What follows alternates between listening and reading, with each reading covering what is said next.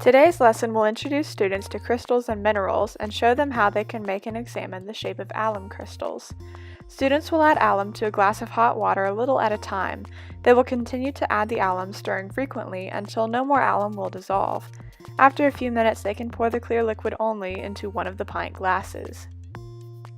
Students will then tie a small washer to the end of the 30-centimeter piece of thread and lower it into a pint glass.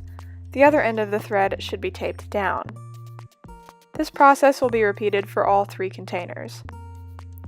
Students should leave one glass undisturbed for a few hours up to a whole day. To examine the contents for crystals, carefully remove the string and washer and place them against a dark background. Examine closely to look for crystals. Another glass should be left undisturbed for a few days, and the last glass should be left undisturbed for a week or more. They should be examined in the same way. Students should try to draw the crystals they find from each container while making observations about them and their differences from each other.